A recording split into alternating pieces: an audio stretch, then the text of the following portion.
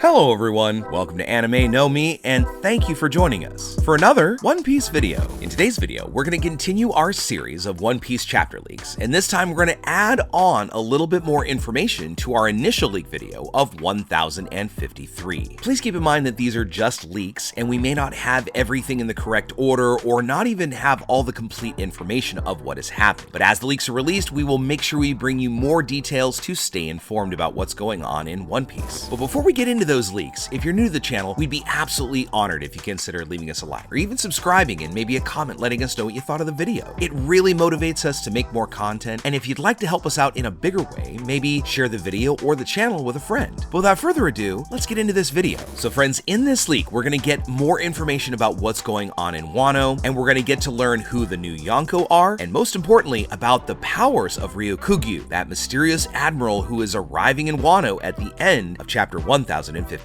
As we do with all leak videos, before commenting on and explaining what each topic of this leak means, we're going to give an overview of the topics so that we can then go into detail about all the content presented in each of the topics of chapter 1053. So now that we've talked about the topics that are going on in this chapter, let's take a moment to go and think about more detail of what might be going on with each of these pieces. First, the title of the chapter is called New Emperors, or The New Emperors, showing the new rewards of the pirates who participated in the Battle of Onigashima through the defeat of Big Mom and Kaido, and because of that, their titles are passed on to other pirates. So this chapter will reveal these new pirates and who will become the new Emperors of the Sea, as well as the new bounties that these pirates will get after defeating the Yonko. Based on the links, it said that Luffy, Law, and Kid now have 3 billion berry bounties, and this bounty surpasses Teach's, who became a Yonko after the events in Marineford. But these bounties are still lowest of the oldest and of course last of the original Yonko, so Shanks is the Yonko with the highest living reward. Below him it goes Luffy and Teach, and finally the new Yonko. We'll talk about that in just a little bit. We also get to see a new bounty poster for Luffy, and the photo is in Gear 5th, demonstrating his new transformation to everyone, and it might make some people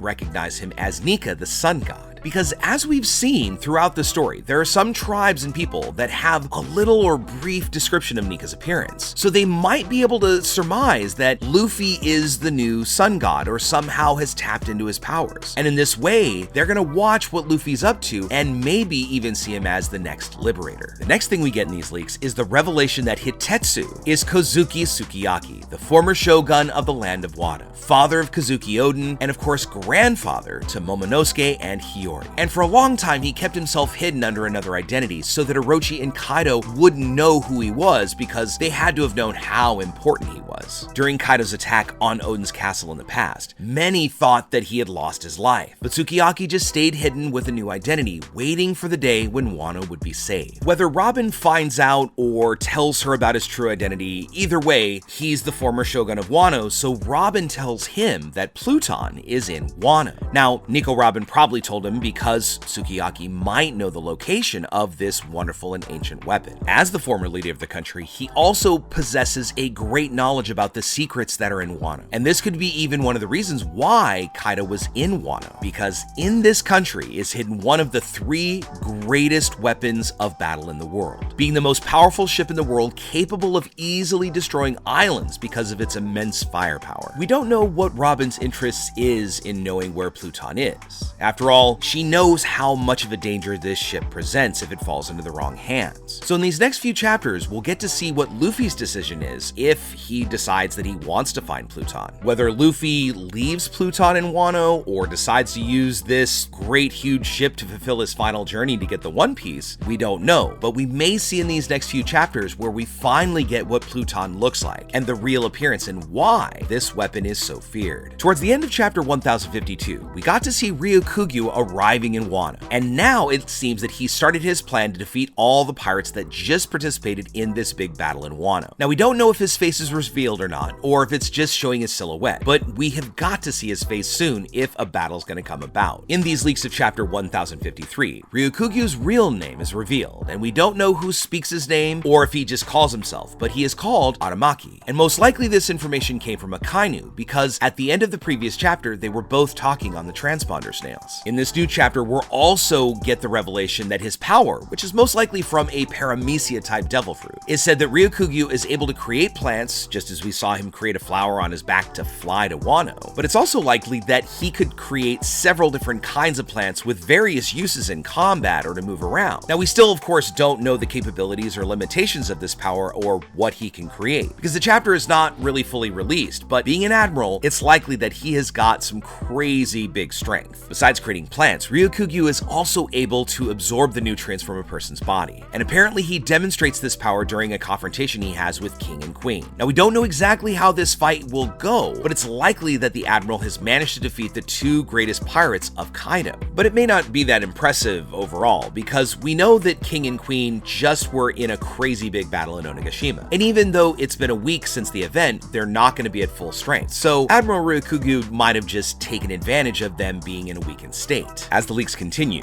while Ryokugyu is infiltrating Wano, the big festival at the flower capital starts, and all the citizens of Wano are there celebrating the defeat of Kaido, Orochi, and Big Mom. And this festival also has huge fireworks going off in the sky, and even the Straw Hats are at this party to celebrate their victory, and everyone is celebrating until Kid arrives and shows Luffy the newspaper, revealing the new bounties they had just obtained. While looking at the newspaper and the bounties, Luffy and the Straw Hats have a huge surprise. Luffy had become the new Yonko, and his reward was much higher, making him one of the most powerful pirates in the world. But it wasn't just this that surprised the Straw Hats so much, but rather the news that Buggy had just managed to become a Yonko as well. Of course, after the defeat of Big Mom and Kaido, it makes sense for Luffy, but why Buggy? I mean, if you think about it, Luffy was able to defeat Kaido by himself, and he got the title of Yonko. But Buggy didn't defeat any emperor. And I mean, if we consider Law and Kid, they defeated a Yonko themselves. So it's likely that Buggy did something to get some kind of fame while the Straw Hats were in Wano battling Kaido. And maybe Buggy and his crew have done something so big that now the world government has taken notice. But this begs the question, what could he have done that was greater than defeating a Yonko? I mean, emperors are part of the three pillars that keep the world in balance. So this has got to be something great for him to have become a Yonko. So really, we see two distinct possibilities of why Buggy became a Yonko. The first was by doing something big, but what could that have been? The second is that the world government did this on purpose to prevent Law or Kid from becoming Yonko. Because they defeated Big Mom together, it might be difficult to choose one of them to be the next Yonko, because really, they both kind of done some things since Marineford and of course are known out in the world. It might have also been that maybe Buggy was chosen because the Gorosei know that he was a part of Roger's former crew. There's also a possibility that maybe the world government didn't want to see three major players and members of this latest generation, this worst generation